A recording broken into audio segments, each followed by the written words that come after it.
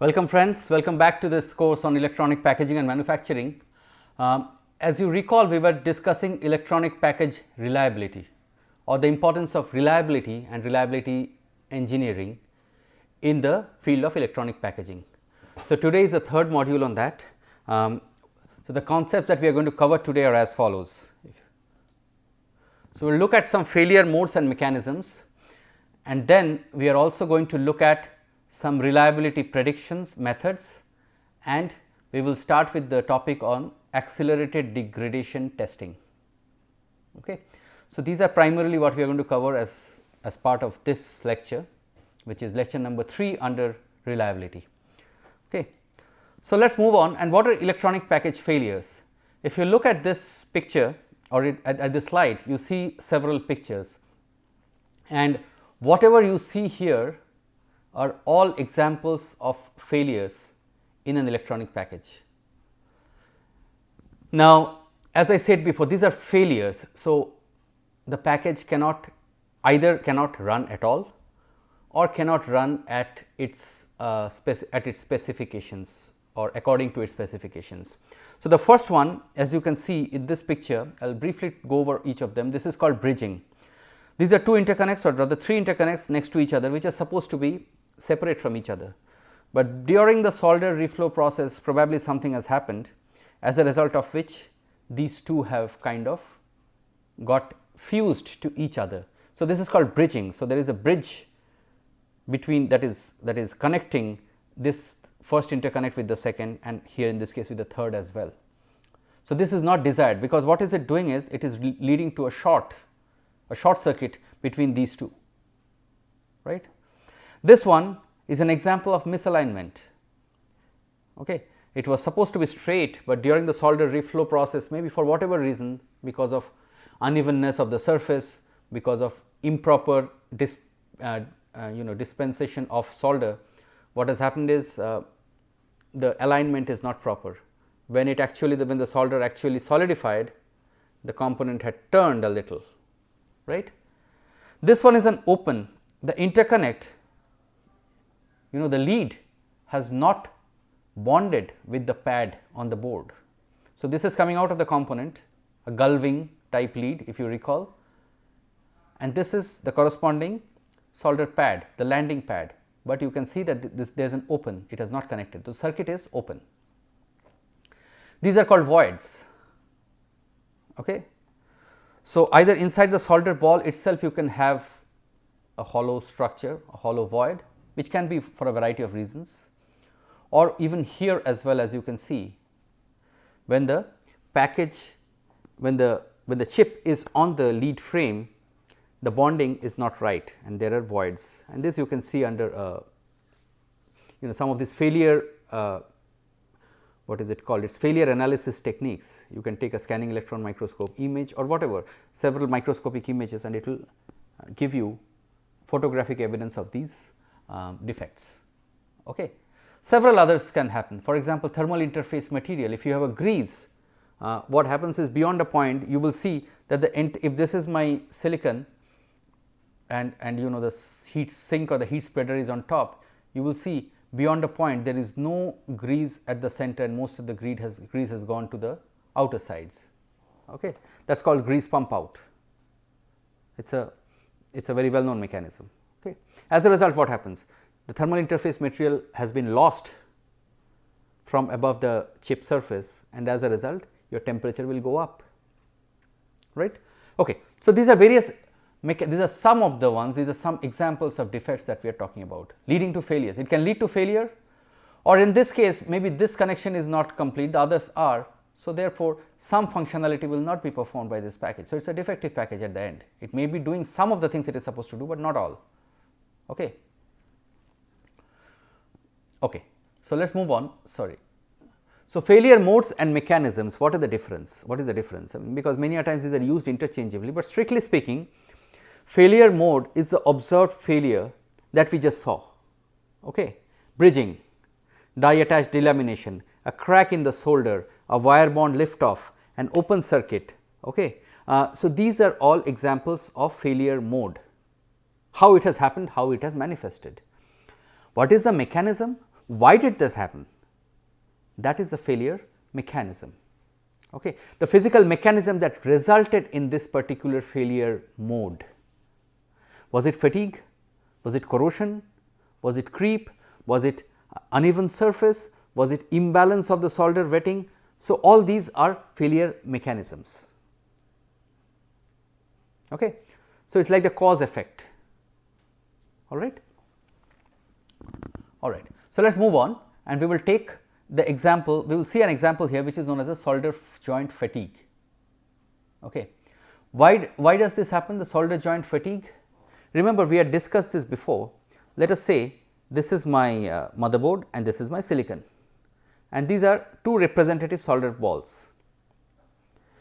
Now, remember that the coefficient of thermal expansion of silicon and the PCB material, the organic laminate here, are very different.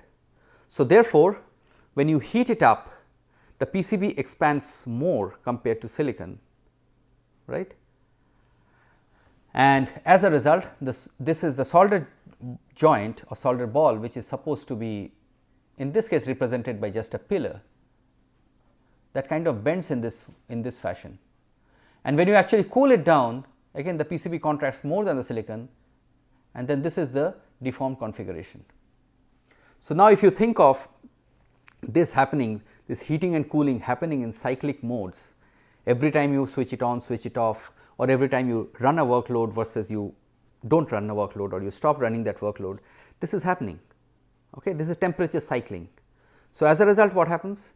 That leads to what is called fatigue. We will discuss this even in more detail in the next lecture, but fatigue, what happens is, see, if you take something, let us say if you take a pin or let us say if you take kind of a wire, a slightly thick rigid wire of stainless steel or some metal, and you bend it once, it will bend, straighten it, it will straighten, again maybe after 5 minutes you bend it again, it will bend, it will straighten, all that. But you keep repeating this, beyond a point it will break, it will snap. So, that is called fatigue. What happens is when you keep when you keep loading something cyclically repeatedly one after the other, then what happens is its strength goes down, its ability to withstand a certain load goes down. In other words, either its stress under the same load or the strain under the same stress goes up. We will again discuss all this in the next lecture. Okay. So, that is fatigue. We all know, even in our real life, we say you do something repeatedly, at the end you are fatigued, you do not want to, you do not have that energy, you cannot withstand what you could do on day one.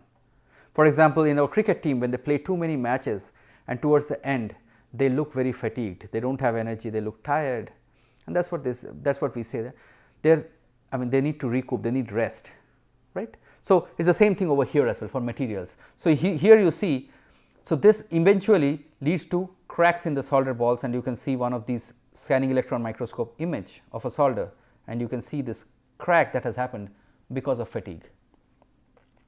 And if the crack completely propagates, then there is an open circuit as shown here. Otherwise, there will be a crack which eventually will propagate and lead to failure, right. So, now how do I do this? How do I predict the reliability, when is it going to fail, etc. How fast will it degrade? So, there are two ways. The first one is known as is an empirical method, where you do a lot of tests, lot of field data, you collect that, you do a lot of statistical analysis. These days you call it data science, more mature and more sophisticated tools are available, and then you say that this is based on the field data and experiential and all the experiential data, this is what we think is going to happen. Okay. The other thing is what is called the physics of failure. I need to understand the mechanism why this failure is happening. If I know that, for example, fatigue, why is it happening? It is happening because, or why is a solder crack coming in? That is coming in because of fatigue resulting in from temperature cycling. So, now I can go and look at the physics of temperature cycling, why it happens, do this physical analysis and kind of predict that what happens over there. Okay. So, that is the physics of failure based on physical understanding. So, in this lecture what we will talk is, we will talk a little bit on this empirical method. In the next one we will talk about POF or the physics of failure methods. all right. So, physics of failure methods, as you can see, is vast, because the kind of defects, the failure modes are also vast. Okay. So, for each of them there can be multiple reasons. So, we will just take a few examples just to give you the flavor of what is physics of failure, right. So, but that is in the next lecture. This one we are again going to talk about some of the statistical methods based on data, all right, and this will also expose us, or basically introduce us to the concept of what is called accelerated degradation testing. Okay. So, testing for reliability, as I said, accelerated degradation testing, what does it mean? What it means is, see, in a real environment, in a real working environment, let us take the example of your desktop computer. It is supposed to last for probably 5 to 7 years, 5 to 10 years, let us say. Okay. Now, it is not possible, it is not rational or practical to test desktops under normal operating conditions for 7 years and then certify that, oh, this lot is good, and by that time the technology would become obsolete. Okay. I cannot come up with a technology and then make a desktop and run it for 7 years and say, oh, it is not failing, therefore, let us ship these products out. It is not possible. Okay. That is not practical. So, what we do is, we run these stresses, these workloads, make this device undergo these operations under harsh conditions, so that the failure, the onset of the failure is expedited. Okay. So, for example, thermal cycling and thermal shock, just to give you an example, we can switch on and switch off and maybe a million times under room temperature and say that, oh, this is fine. On the other hand, I can take it to what is called a thermal cycling chamber and cycle it, let us say, from minus 40 degrees to plus 150 degrees, and rapidly, okay, with some dwell time, some rise time, some dwell time, some cooling time, etc. Do this repeatedly and measure whatever is the metric of interest after a certain number of cycles, and see how much it has degraded. And from there I can extrapolate and say that, beyond a point it is either going to fail, or it is going to degrade into such an extent that it is no longer acceptable. Okay. Thermal cycling is one. Bake is just introduce it to a high temperature for a long time, okay, especially for thermal interface materials, which degrades with temperature. Okay. So, and it will degrade more with higher temperature. So, can I, let us say, look at the degradation when it is subjected to 125 degrees, 150 degrees, and based on the data that we get, predict what will be the rate of degradation when it is operating, let us say, at 70 degrees or 90 degrees, which is its normal operating condition. Mechanical vibrations and drop tests. Okay. So, vibrations probably you have heard before, you have already heard about vibrations before, when the product or the component is subjected to vibration during its shipment, during its storage, during transportation, or maybe under certain conditions during operation, right, when it is in aircrafts, when it is in defense organizations, in defense equipments like tanks, fighter tanks, in cars, right, in automotive electronics. So, there mechanical vibrations is important. So, what will I do? I can do some accelerated degradation testing by putting it on a mechanical shaker table and do a vibration at a much faster rate, at a much faster frequency, vary the amplitude, look at various configurations and look at how much it degrades, how many cycles does it withstand at that frequency, at that amplitude, and then based on that extrapolate to the normal operating conditions. Okay. So, similarly, we do these degradations in chambers which has high humidity, high pressure, HAST is high temperature plus humidity, and combinations of the above. So, accelerated degradation testing is something that is commonly done, routinely done in the field, or basically in the electronics industry, or rather in most industry, I would say, in many industries I would say. Okay. So, that is what we are talking about. So, what is accelerated degradation testing? As I said, it is making the environment more adverse, more harsh, so that the stress generators, stress in this case is used a little loosely, stress as in the failure mechanism or what generates a failure whether it is a thermal condition, whether it is a mechanical, electrical, chemical, we make them more and more adverse. So, normally what happens, this is the strength, this is what I can withstand, I have the capability to withstand that. Okay. But then my loading is something, what I am actually have to withstand is something much lower, right. Now, for example, I can run a marathon, but probably I am participating in a 10K race, all right. So, therefore, this is the full marathon is my strength, but this is what I am currently doing, all right. So, therefore, what we can do is we can overstress the product, so that the loading, which is what we do under accelerated testing, the actual loading condition is made more adverse. This would be under normal operating conditions, but during accelerated degradation testing I make it something that is close to its strength. So, in this case I am asked not 10K, not 10 kilometers, but you have to run 40 kilometers. Let us see whether you can really withstand that. Okay. Or they may say, no, you have to run 1.5 times the full marathon, in which case I will wear out. I mean, I do not have the capability to do that, all right. The last one is wear out, where but again let us say I am asked to run 40 kilometers, but I can run a full marathon, I know I can do it. But then I am asked, you run a 40 kilometers, you come back, rest for 5 minutes, again run 40 kilometers, will I be able to do that? No way. So, then I am going to wear out beyond a point. In this case, what happens therefore is, due to this repetitive stressing, my capability, my strength comes down. I can no longer run a marathon, all right. And even whether can I run a 10K, that also is doubtful under my current state, right. A cricket team can play for 5 days, most test cricketers have that stamina.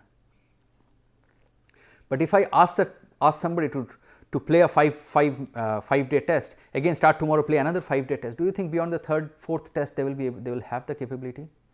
Or if I ask them, though, actually this is an 8 innings test match, you have to play for 10 days continuously, not possible, right. So, that is what it is. Okay. So, I hope I have made it clear as to what is overstress and what is wear out, right. So, now if we talk about this overstress condition, which is what accelerated degradation testing is all about, then we talk about something called an acceleration factor. So, what is acceleration factor? So, let us say the y axis is the performance, again since my bias towards thermal, let us say this is the thermal interface resistance, okay, thermal degree C per watt. I know I have put a grease and it will degrade. Then it goes through a number of cycles, in this case number of operations, all right. So, in field use the performance degradation is going to be like this, but because now I am doing it in an adverse condition, that is in the field my thermal interface material, probably the maximum temperature it will see is around 100 degrees, maybe 90 degrees nominal, but I am running it at 150 degrees right now inside an oven. So, the degradation will be much faster, so performance will go down. Okay. So, as you can see, it is going to reach the failure limit much faster compared to what it will do under field use, and I should have the capability to predict the field use from this data under the degradation test. Okay. So, the acceleration factor is given by the ratio between the times necessary to obtain a stated proportion of failures for two different sets of stress conditions involving the same failure mode and or mechanisms. Okay. Now, what is this acceleration factor? That is what the statistical analysis is about, right. So, if under actual condition the failure time, the number of cycles in this case, or the time to failure is T A, the life is tau A and tau n under normal field conditions, n for normal, then A is the accelerated time. So, it is much earlier. So, tau A is going to be much smaller than tau n. So, I have accelerated the failure by this ratio. So, that is the acceleration factor, clear. So, let us take this is a table from a ZX standard, or JSD standard, sorry, JESD, and you see some of these conditions. This is just a table, but we are not going to go through every cell of this table. Let us take one of the desktop has a 5-year life, and normal use condition is delta T of around 40 degrees centigrade, and it is supposed to withstand around 2000 cycles. Okay. So, we are saying I am going to switch it on and switch it off for 2000 times. Actually, it is much more, but let us under use conditions, if it is 2000 cycles, then equivalent condition, if I take it let us say 700 cycles in a condition, in a temperature cycling of minus 55 to plus 125, which is very harsh. Normally, it is going to see room temperature to room temperature plus 40, but here I am subjecting it to cycles 700 cycles from minus 55 to 125. Okay. So, these are some of the standard conditions TCB, TCG, TCQ, TCJ temperature cycling, right. So, 700 cycles under minus 55 to 125 is actually 14,175 cycles under this condition. So, if somebody can withstand 700 cycles, so he is way ahead of what it is supposed to do. Okay. Similarly, minus 40 to 125, this was minus 55, this is minus 40. So, an 850 cycles there is equivalent to 14,463, all right. 0 to 100 equivalent condition 14,375 cycles, clear. So, similarly, so this is how it is, acceleration factor, to give you an idea. So, now if you look at the degradation trends, and let us say here in this case y is the performance metric, and an increase in y means it means that the product is degrading. For example, thermal resistance is an example. Thermal resistance, if that is what is y, the performance metric, then as the product degrades, the thermal resistance goes up, right. Therefore, for a given power dissipation and a given ambient temperature, the component temperatures will go up and eventually leading to failure, all right. Again, I want to mention here, you will see that probably not so much in this course, because we are not going to go to that level of depth, but I mean just this failure mechanism reliability itself can be a full fledged course. And when we look at the various modes etc., we will see temperature actually accounts for most of the failure modes.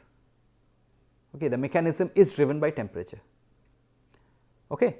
Whether you are talking about stress generated under fatigue, solder joint fatigue we talked about, why does it happen? Because of CT mismatch, and CT, why does it come into picture? Because there is a difference in temperature. Okay. Why does something burn? Because temperature went up.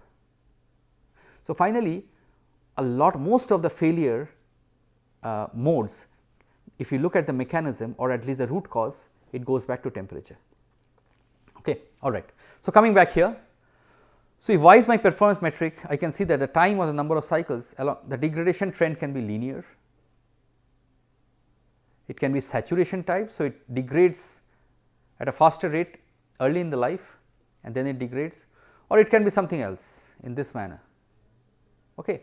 What can be the performance metric? As I say, thermal resistance is one, crack length is another. For example, if there is a small crack in your solder joint because of fatigue, then along with cycles, the crack forms, then it initiates and then it propagates, and then finally it goes from one end to other, and where the circuit is now broken, right. So, the crack length will propagate, and we will see with number of cycles that crack length will increase. Flexural strength on the other hand in this case is not correct, flexural stress probably is a better term. Okay. But you get an idea what I am talking about. These are the different types of accelerated degradation trends. So, let us take an example of Arrhenius model. Thermal resistance under bake test is the example. So, let us say the operating condition is 90 degrees C, but I am measuring the junction to case ambient thermal resistance, and we see that along with time. So, let us say I put it under 4 hours, 8 hours, 120, 100 hours, 120 hours, 150 hours.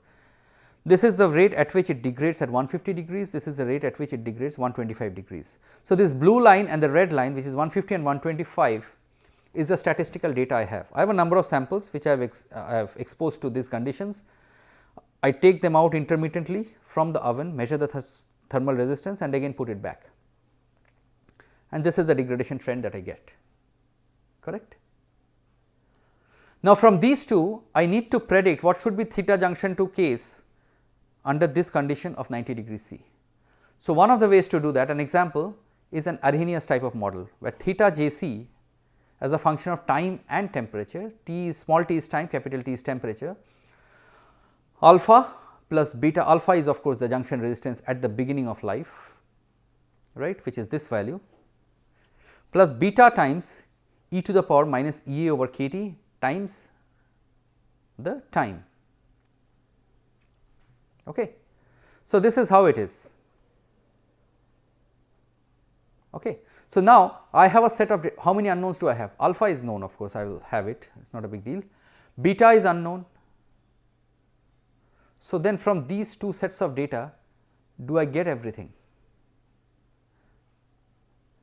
The two unknowns are beta and activation energy E A.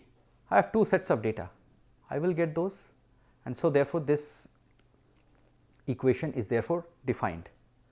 And so, now if you say that what would be the condition, what would be the time variation at 90 degrees, okay, I will put 90 over here or 90 plus 273 over here, and I will get that at 90 degrees C with time the theta of junction to case is going to degrade in this fashion.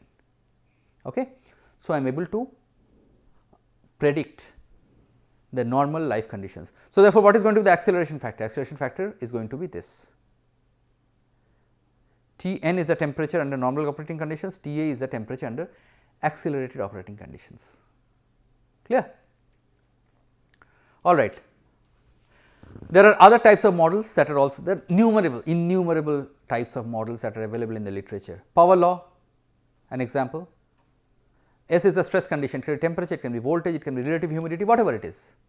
Alpha plus beta to the S to the power n times T. PEX model, which includes two different stress conditions or accelerating variables.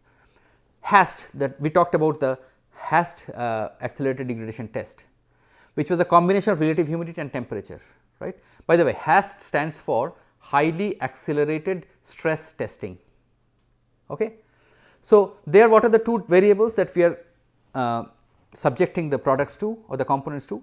One is elevated temperature and high relative humidity. Okay. So, there are two variables, PEX model gives you that. Of course, you need more number, there are more number of more number of unknowns. You have a beta, you have activation energy, you have this C as well. So, you need three different sets of data, three different data sets to predict the degradation with time using PEX model, okay. And numerous other models are available in the literature, all right. So, that is all I wanted to cover. I wanted to give you in this lecture the whole concept of accelerated degradation testing, all right. So, we first talked about failure mode, failure mechanism. We saw a little bit of an example of stress in solder joint or rather fatigue in solder joint. We are going to talk about that a lot more in the next lecture. And then we went to what is called accelerated degradation testing and how you use the test data to predict degradation under normal operating conditions. Okay. Thank you very much, and in the next class when we come back, we will wrap up our discussion on reliability with focus on physics of failure testing, physics of failure and physics of failure analysis. Thank you very much.